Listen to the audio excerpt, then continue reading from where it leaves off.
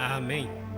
Graça e paz, irmãos, convido-vos para ficarem de pé, a fim de que possamos ler o texto bíblico esta noite em reflexão, que se encontra no Evangelho segundo escreveu o apóstolo João, no capítulo 6, iniciando no versículo 1.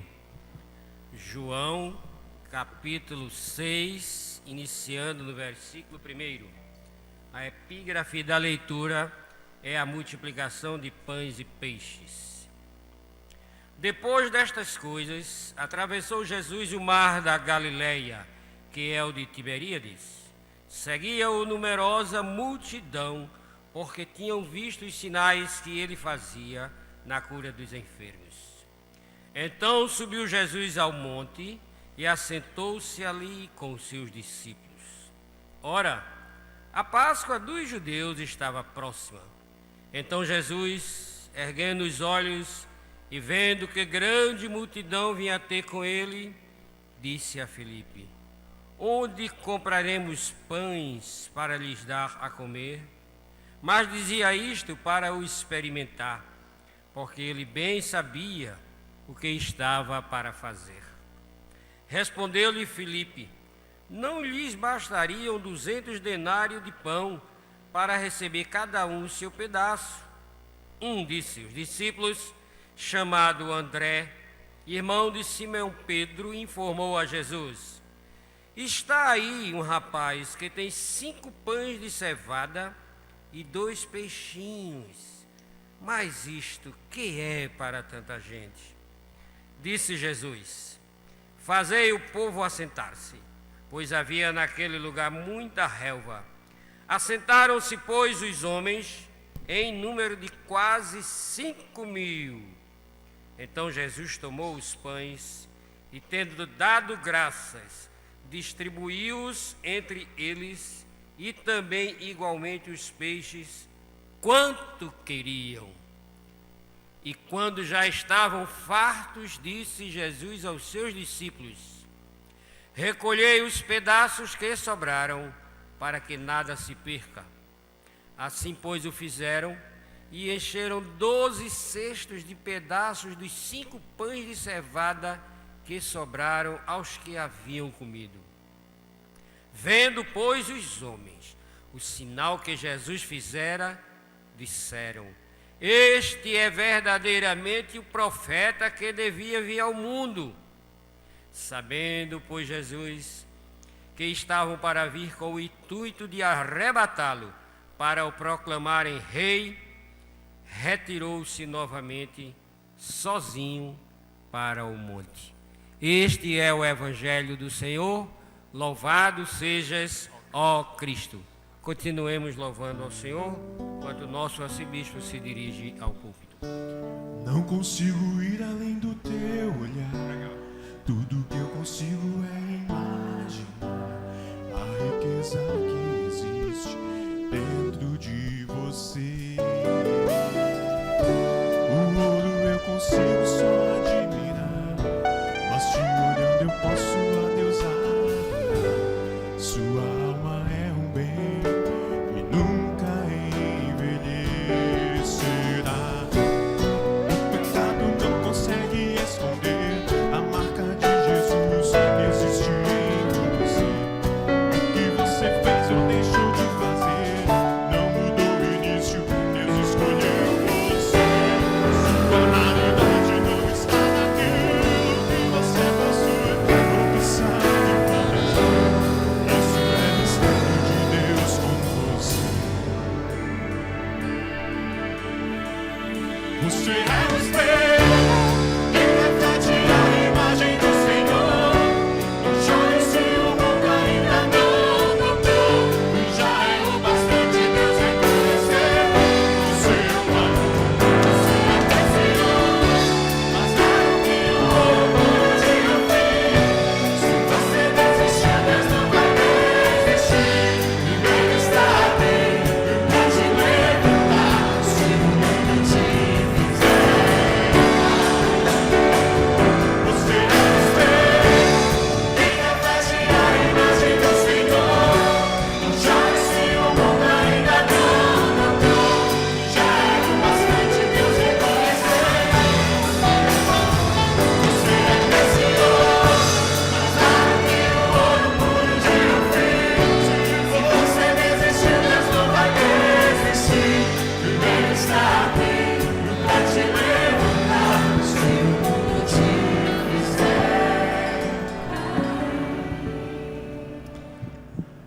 Sejam bem aceitas as palavras dos meus lábios e o meditar do meu coração perante a tua face, ó Senhor, rocha minha, Redentor meu.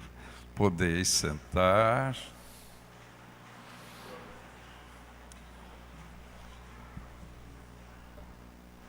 Se eu pretendesse colocar um título nessa mensagem, seria Aritmética de Felipe,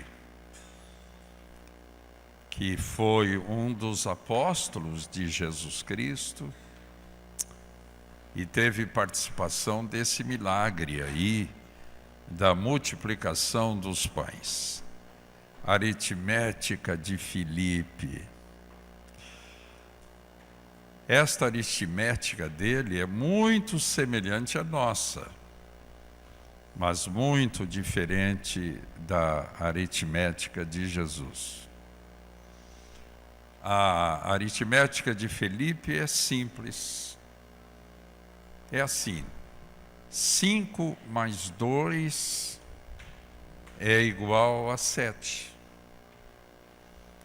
Mas a aritmética de Jesus é outra. 5 mais 2 é igual a 10.000 e algumas sobras. É o que nós vamos ver hoje aqui. O fato que eu vou narrar aconteceu junto ao mar da Galileia. Eu estive nesse local 11 vezes, todas as vezes que eu fui para Israel. Tem uma igreja lá, muito provavelmente foi ali que aconteceu esse milagre da multiplicação dos pães. E um parênteses, já que eu falei em Israel, eu recebo sempre, nesses últimos 5 anos, um pedido para formar uma caravana, como fiz tantas vezes, e levar pessoas que têm o sonho de andar por onde Jesus andou. Olha que lindo. E depois de 5 anos, aí eu não resisti. Já estou programando uma viagem em maio do ano que vem, logo depois do Dia das Mães. Eu já coloquei isso de propósito, para você mandar a sua mãe para andar onde Jesus andou, e também mandar, se não for junto, a mãe dos seus filhos para andar por ali, não é? E vai ser uma viagem linda, de 10 dias. Vamos começar por Paris, depois Tel Aviv, e lá passamos 10 dias andando em todos os lugares. Israel é menor do que o estado do Sergipe, mas é de uma expressão mundial ali. O que Deus fez foram milagres e milagres. E voltaremos depois. Nós terminamos a viagem em Jerusalém, 3 dias lá, em todos os lugares relativos à vida de Cristo. E voltamos para o Recife. Quem gostaria de ir comigo? Levante a mão. Levante a mão. Olha quanta gente. Jorge, Rita, se anime. Pois bem, nesse lugar, que à margem do mar da Galileia, estava uma multidão, uma vez, e multidão faminta. Estavam seguindo Jesus. Fome é sempre um problema. Quando a fome é de muitos, o problema fica maior. Então, cabia a Cristo resolver o problema. 5.000 homens, diz a Bíblia, além de mulheres e crianças. E olha que mulheres, comem muito bem também. E algumas mais do que deviam. 5.000 homens, além de mulheres e crianças. Sabe qual é o cálculo que comumente se faz? Havia ali, naquela relva, 10.000 pessoas. Né? E todos com fome. Então, como resolver o problema? Aí Cristo chama Filipe, um dos apóstolos, e com um ar assim muito displicente, ele fez uma pergunta a Filipe. Filipe, onde é que nós podemos comprar pão para toda essa gente? E o texto logo esclarece. Ele perguntou só para experimentar Filipe, porque ele sabia muito bem o que ia fazer. Então ele, para experimentar Filipe, pergunta: onde é que nós podemos comprar pão? Aí Filipe responde assim: olha, Jesus, eu creio que nós vamos precisar de 200 denários, 200 dinheiros, para que cada um receba o seu pedaço. Mas não foi isso que Jesus perguntou, não foi? Ele perguntou onde. E Filipe responde: quanto custa? Não tem gente assim, toda complicada, tudo difícil, vê 1000 obstáculos em tudo na vida. Esse Filipe é um desses aí. Aí Jesus falou: eu não perguntei isso, eu perguntei onde. E para experimentar essa fé teórica do nosso Filipe, né? E olha, 200 dinheiro era uma quantidade assim expressiva. Vá hoje num supermercado comprar pão para 10.000 pessoas, para você ver. Então, esses de 200 denários correspondia ao que um trabalhador, 200 homens ganharia numa jornada. Muito dinheiro, portanto. Mas a aritmética de Jesus é outra. Ele mandou descobrir na multidão alguém que tivesse alguma coisa para comer, né? E surge um outro discípulo ao lado ali de Filipe, disse assim: olha, há um menino aí que tem 5 pãezinhos e 2 peixinhos. Aí você vai no original grego e vê que era um menininho mesmo. E 5 pães e 5 pãezinhos. É aqueles pães de cevada oriental, muito pequenininho. E eram peixinhos, tão pequenininhos que era para colocar assim no meio do pão, para comer. Era tudo pequenininho, né?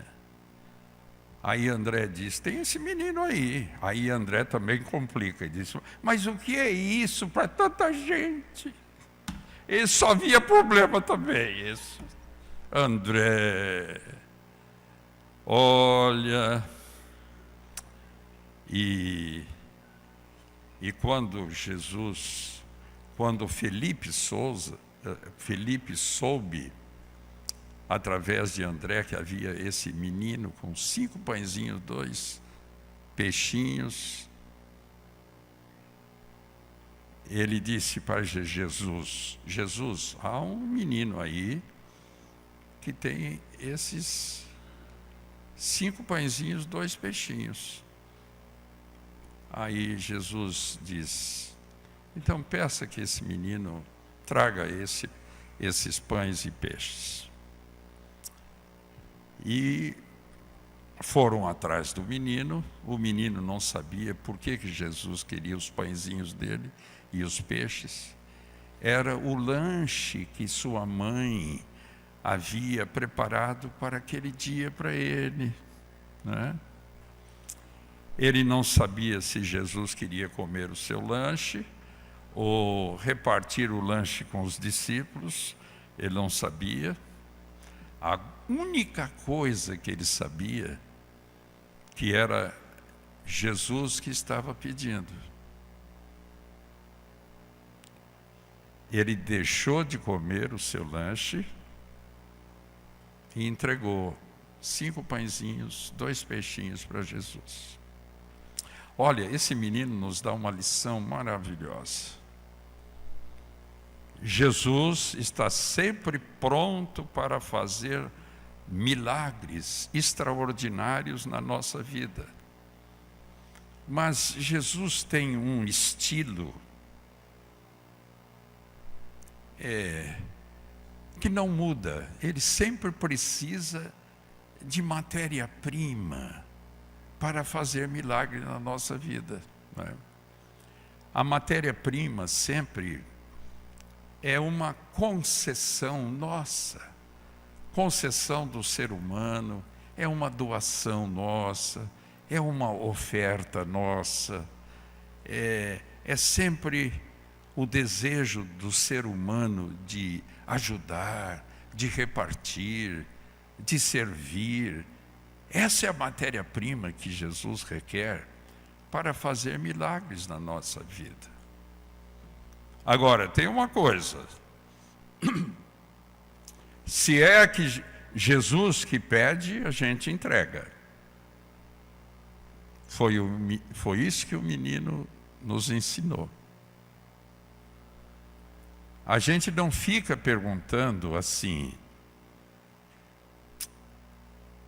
o que é que eles vão fazer com os meus 5 pães e 2 peixinhos?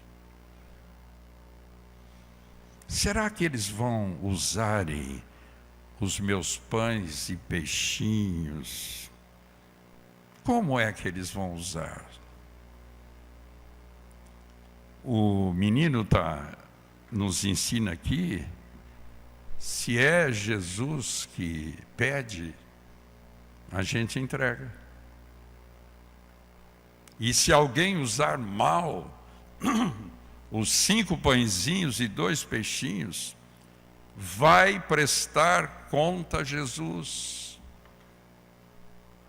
A nós compete entregar. Esse menino nos ensina esta lição extraordinária. Deus está disposto a multiplicar tudo aquilo que o seu povo, com o coração grato, estiver disposto a repartir. Esse é o estilo de Jesus.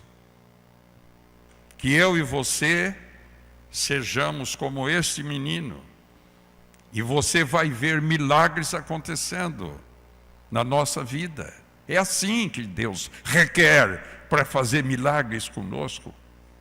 Essa matéria-prima que é a nossa adoração, é o nosso repartir, é o nosso ajudar, é o nosso servir.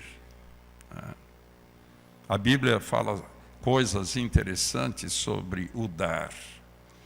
Ela diz assim: um dá liberalmente e se lhe acrescenta mais e mais.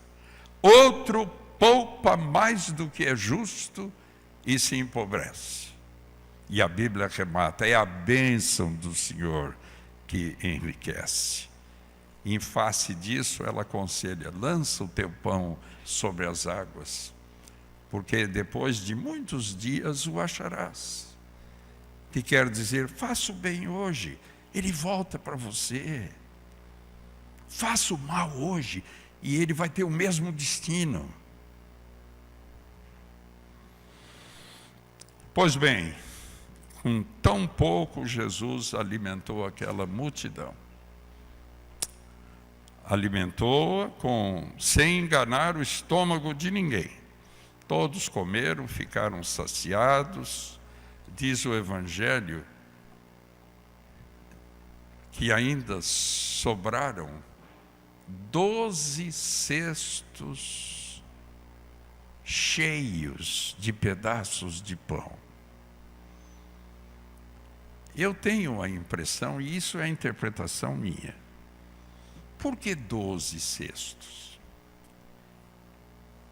é que ele estava querendo com isso dar uma lição para os discípulos que não acreditavam que ele podia fazer milagres, né?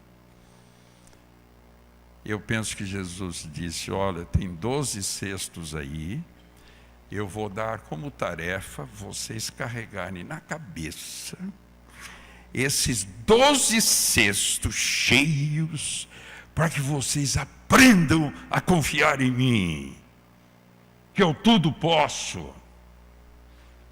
O fato é que sobraram 12 cestos. Quem deve ter ficado mais desconcertado do que todos há ter sido esse Filipe, né? A sua aritmética foi desmoralizada, porque a aritmética dele dizia assim: 5 mais 2, 7. E a de Jesus é assim: 5 mais 2 é igual a 10.000.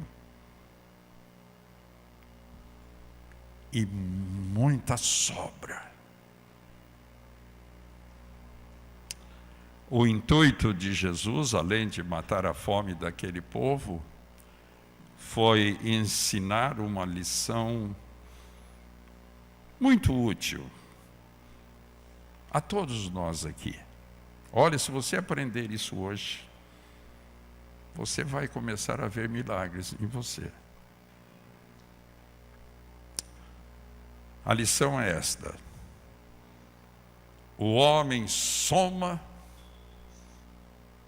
e Deus multiplica.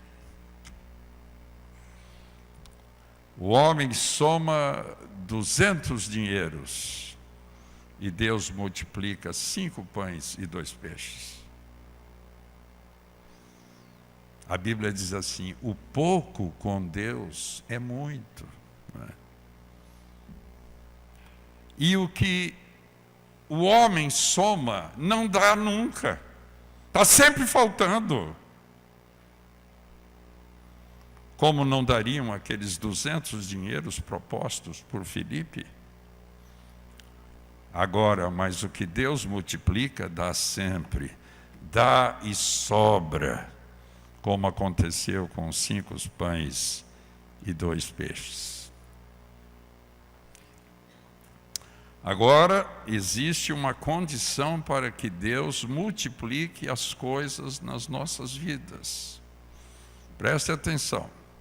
Existe uma condição para que Deus multiplique as coisas na nossa vida. Que ponhamos nas mãos dEle o pouco ou quase nada que nós tivermos. Essa é a condição. Deus quer fazer maravilhas com o pouco que nós tivermos. É Deus que faz a obra, mas Ele deseja usar aquilo que nós possuímos, que é uma expressão de confiança nele. Essa verdade está claramente ensinada na vida, por exemplo, de Davi. Ele resolveu lutar contra aquele gigante Golias, e quando Davi decide lutar contra o gigante Golias, o rei Saul, quando percebe que aquele menininho era um adolescente e ia lutar com aquele gigante enorme, o rei Saul, que era o rei, a pessoa mais alta de Israel naquele momento histórico, era um homem grande também. Aí ele ficou preocupado com Davi, um adolescente, fraquinho, jovem. Golias era um guerreiro desde a sua mocidade. E aí o Saul procurou dissuadi-lo: não vá não, você é um menino ainda. Mas Davi dizia assim: eu vou. Saberá toda essa congregação que o Senhor salva, não pela espada ou por lança, mas o Senhor salva.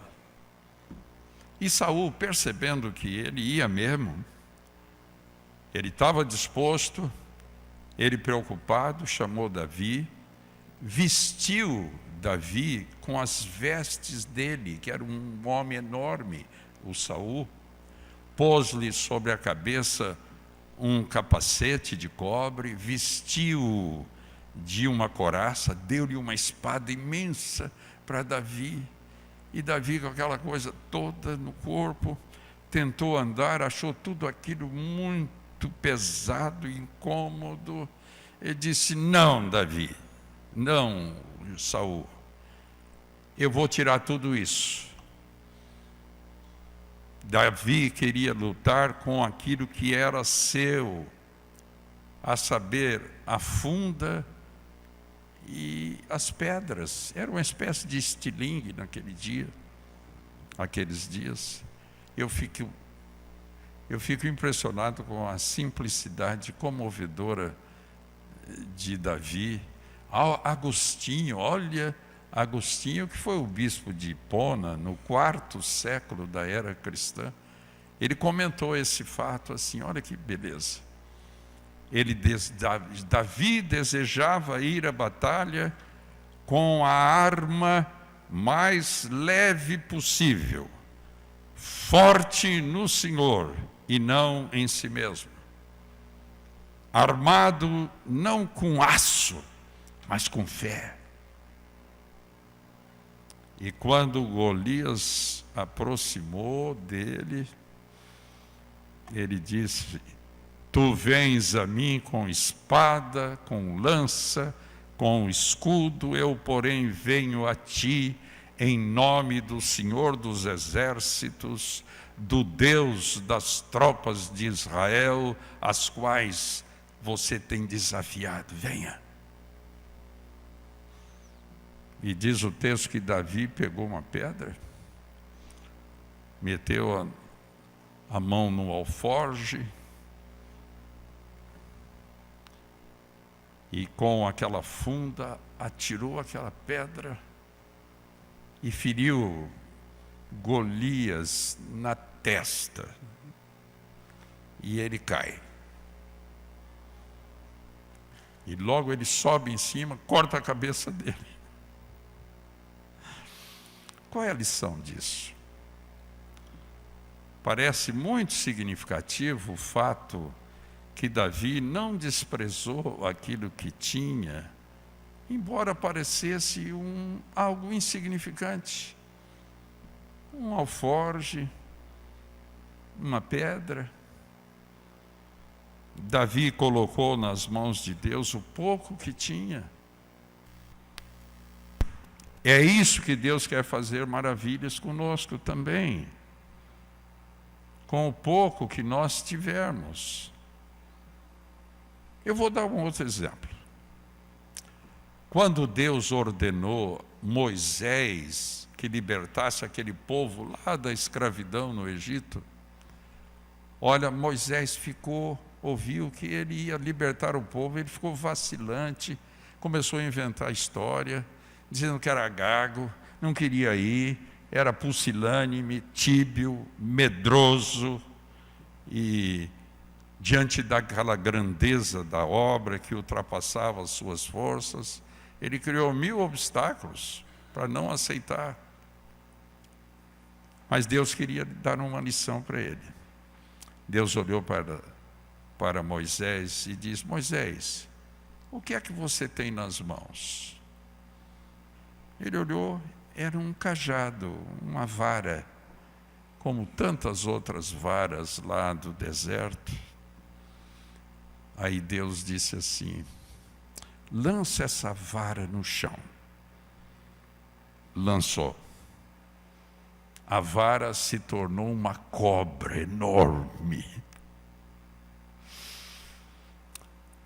E aí Deus disse: agora você vai pegar essa cobra pelo rabo. Você teria coragem de fazer isso? Eu tenho medo de cobra. Mas acho que teria. Não sei, eu estou mentindo aqui. pega no rabo. Aliás, é uma pergunta, é um pedido assim, meio estranho, porque cobra a gente pega pela cabeça, né? Ele mandou pegar por rabo. E ele pegou. E aquela vara se transformou, não, ou melhor, aquela cobra se voltou a ser uma vara, né? Olha, a lição estava dada para Moisés naquele momento. A lição foi dada. O que Moisés possuía era de fato muito insignificante. Mas se ele obedecesse à ordem de Deus e lutasse, aquela vara se tornaria mais forte do que o cetro de Faraó. Não foi assim que aconteceu na história? Deus quer fazer maravilhas com o pouco que a gente tem, desde que coloquemos esse pouco nas mãos de Deus. Se aqueles 5 pães e 2 peixinhos ficassem nas mãos daquele menino, serviriam no máximo para ele fazer um sanduíche para comer. Mas aqueles pãezinhos e 2 peixinhos nas mãos de Jesus serviram para alimentar 10.000 pessoas. E sobraram 12 cestos cheios. Muitas vezes, diante dos desafios nossos na vida, muitas vezes surgem gigantes em nossa história, caminhada, gigantes como a falta de nossa confiança em Deus, que Ele vai cuidar da gente, com a nossa falta de fé, como o nosso comodismo, como a ignorância religiosa de muitos, o nosso indiferentismo, o secularismo daqueles que deveriam ser sal da terra e luz do mundo. Problemas enormes desafiam nossas pequenas possibilidades. E nós, ingenuamente, ficamos imaginando assim, se eu fosse mais talentoso, se eu fosse mais rico, você não pode imaginar o que eu faria pela obra de Deus no mundo. Se eu soubesse pregar, se eu tivesse tempo, se eu tivesse um carro para eu vir à igreja e não tomar ônibus, aí eu era mais presente. Se a minha igreja tivesse um melhor estacionamento e não me impedia, e não exigisse que eu andasse 3 quarteirões, ou 2, ou 1, para poder honrar aquele que, quando deu o sangue dele, não foi conta-gota, mas foi para valer, para a gente ser bênção nesta vida. Se eu morasse mais perto, se eu fosse mais jovem, se eu tivesse mais tempo, se eu não tivesse tantas crianças pequenas para cuidar, se eu não tivesse um marido tão complicado, se eu não tivesse uma mulher tão complicada igualmente. E fico imaginando, e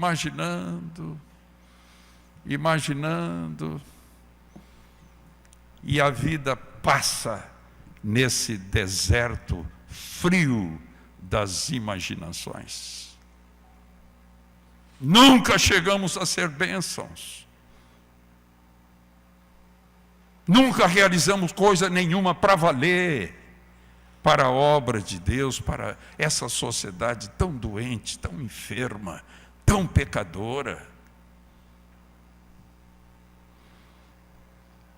Muitos olham para trás e não vê nada de substância.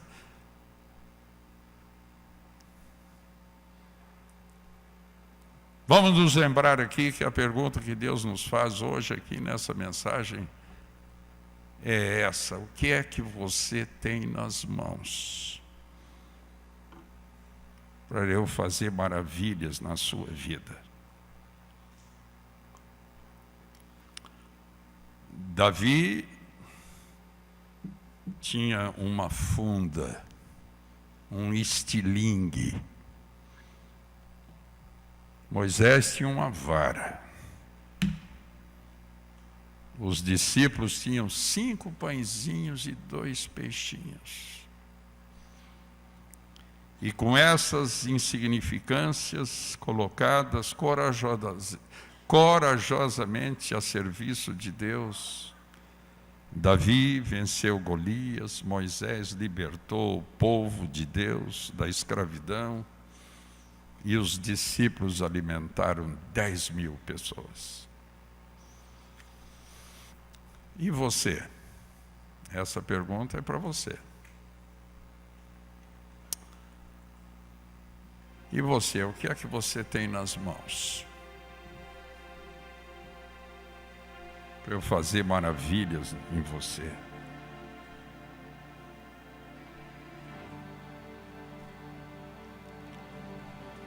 Deus quer fazer maravilhas com o pouco que você tem e do jeito que você é, desde que você entregue tudo nas mãos de Jesus. Porque a aritmética de Jesus é diferente da nossa.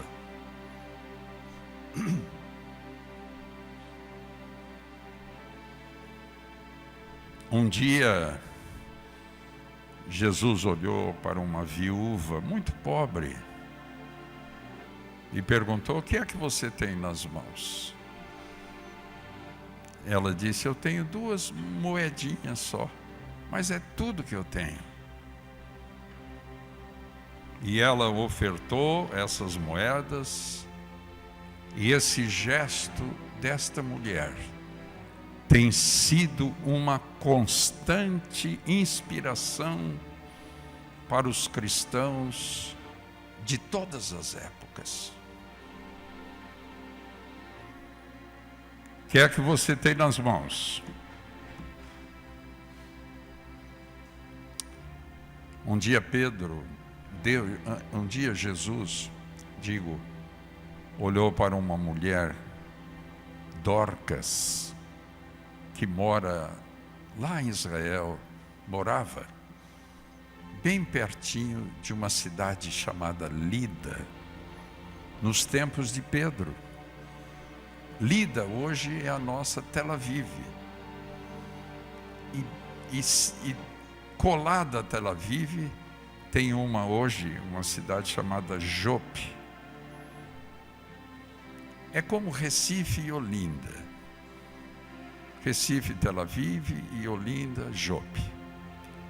Então nós, em maio, vamos sair lá de Tel Aviv rumo a Jope. E lá aconteceram coisas maravilhosas. E esta Dorcas, que eu estou me referindo, morava ali. E Deus perguntou para ela: Dorcas, o que é que você tem nas mãos?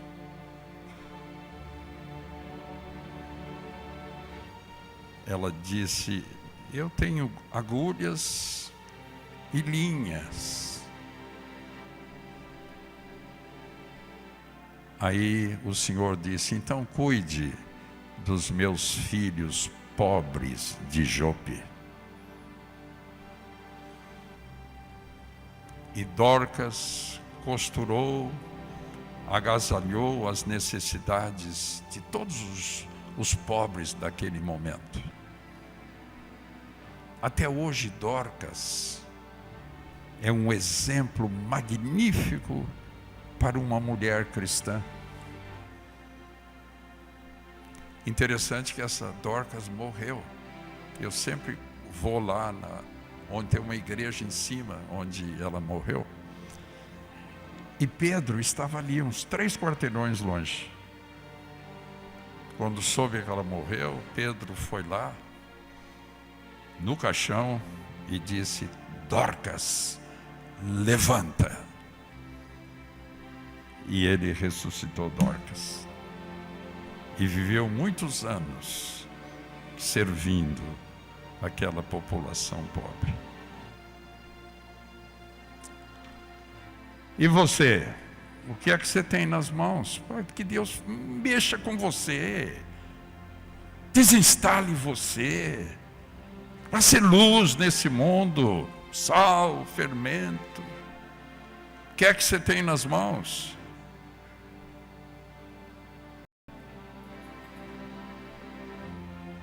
Você poderia dizer hoje aqui: eu tenho um coração sincero, arrependido. Serve? Ele diz: serve, filho, filha. É esse o coração que eu amo. Deus ama gente disposta a recuperar o tempo perdido e recomeçar uma nova vida. Ele veio exatamente para isso, Jesus, no mundo.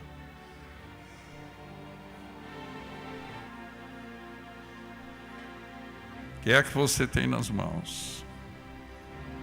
Eu tenho um coração sincero e arrependido. Serve, filha. Eu começo tudo de novo com você. Havia um pastor, um homem muito simples, poucos talentos, cultura muito limitada, parcos recursos oratórios. Mas esse pastor estava fazendo um trabalho admirável. A igreja dele.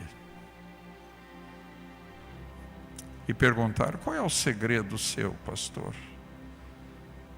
Ele disse: eu sou um pequeno pastor, mas eu tenho um grande Senhor. É Ele que faz tudo. E cristianismo é isso. É uma religião assim de vitória.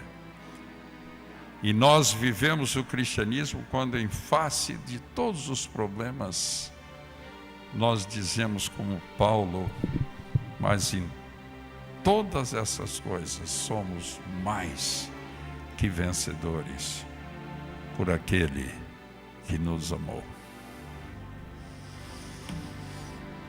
O que é que você tem nas mãos?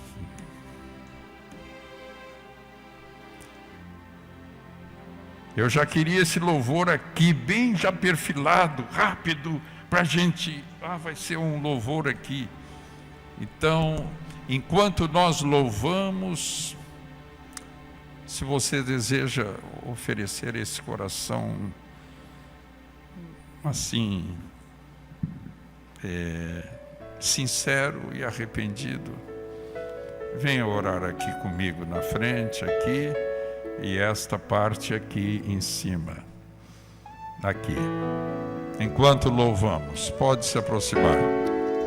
Tantas coisas tenho feito para o meu próprio prazer. Tenho andado à procura do meu próprio bem-querer. Enquanto existe tanta gente ansiosa por aí, não te conhecendo assim como eu.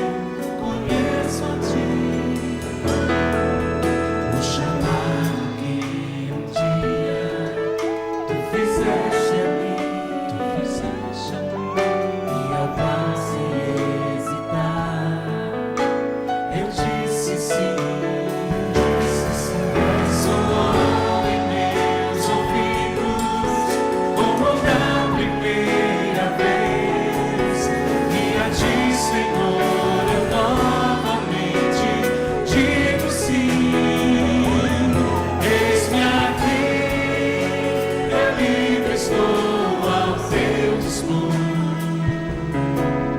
Para onde tu quiseres me enviar,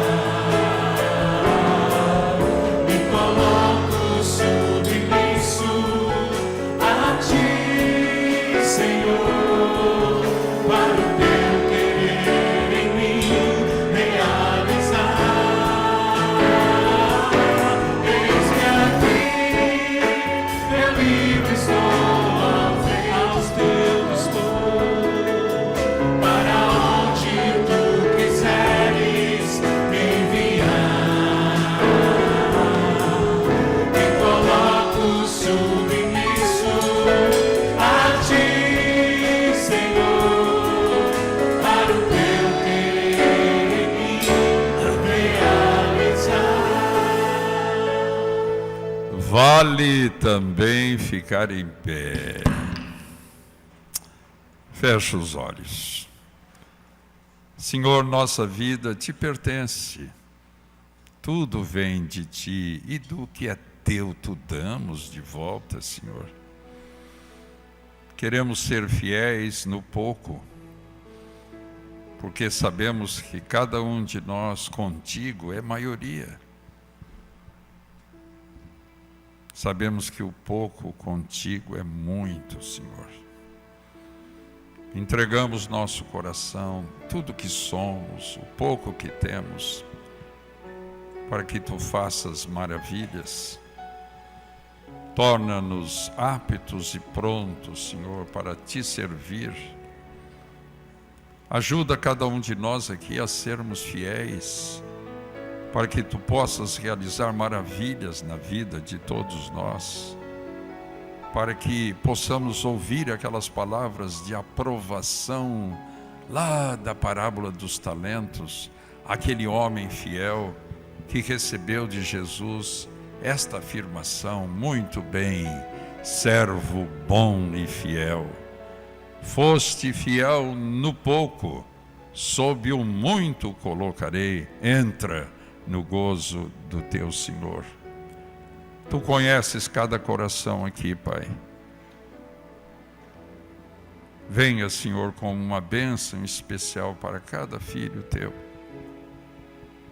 Que bom, Senhor, saber que podemos sempre viver esta vida na esperança de contemplar a tua bondade para conosco, a tua misericórdia operando em nossas vidas. Tudo isso porque tu viveste a nossa vida, Pai. Tu conheces cada um de nós, conheces nossos limites, o nosso interior. Estenda a tua mão bondosa sobre esses filhos, Pai, agora. Console, conforte cada um na sua dor, na esperança de superá-la. Abrimos o nosso coração e o recebemos como Senhor de nossas vidas, Pai. Seja uma noite que faça profunda diferença na nossa existência. Em teu nome oramos. Amém. Dê um abraço naquele que está ao lado, à frente.